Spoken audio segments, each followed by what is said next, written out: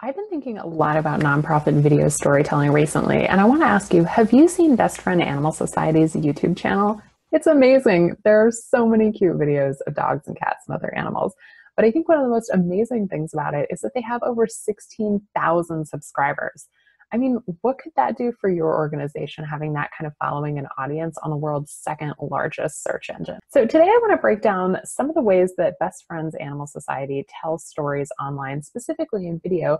And for all of you who do not work in an animal shelter, keep watching because I think these tips will help you and are things that you can use as well, even if you don't have a cute puppy or kitty to put in your video.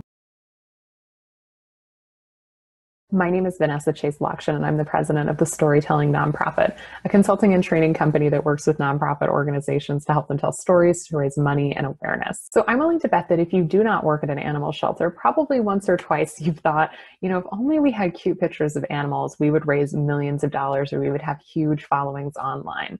I've heard so many nonprofit professionals say this to me over the years, and here's what I want to say to you. Do not let this excuse stand in your way from not telling great stories. There are lots of ways to still tell very effective stories and make those great connections with your audience.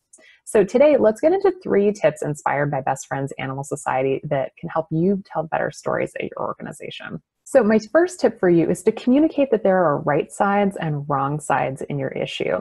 I think this is really essential in storytelling and something that naturally occurs, right? We have a hero in the story, maybe we have a villain in the story of some kind, but this is something that Best Friends Animal Society does really very well. They convey the right sides and the wrong sides of issues. So this is a PSA they did on puppy mills, and they do a really great job communicating the right sides and the wrong sides of the issues. You can see here they say take a stand, and it's all about taking a stand against these puppy mills and being able to adopt pets instead. So my second tip for you is to get creative with who is the actual storyteller in your video or in the stories that you write. And again, I'll give you a good example here. This is one of their PSAs that they did for a campaign called Save Them All. And you can see this is just a simple video, this 30 seconds, pretty short, and it's actually a narration or a voiceover while all of these dogs and cats file on stage. And the idea is that this one little dog in the middle here at the microphone is the one talking. But again, it's a really simple and creative and easy way that you can find a fun storyteller and a fun way to make a connection with the audience. And I think there are lots of ways for your organization to do this too. You can think about narrating over objects that you have. I once saw an organization do a really great appeal that was written from the perspective of a food delivery truck. This was for a food bank.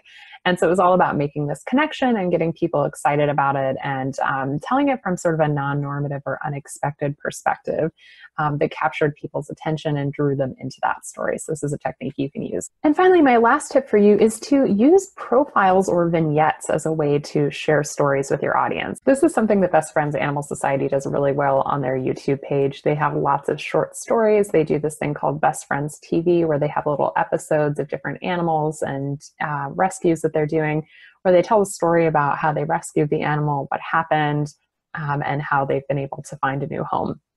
So very easy and quick way that you can share these vignettes. You can see they're not very long. A lot of them are just a couple of minutes, and they're a fun way for you to make those connections with your audience. And I will also say the other thing that's really great about these small profiles or vignettes is that they're a great way for you to create new content on a regular basis.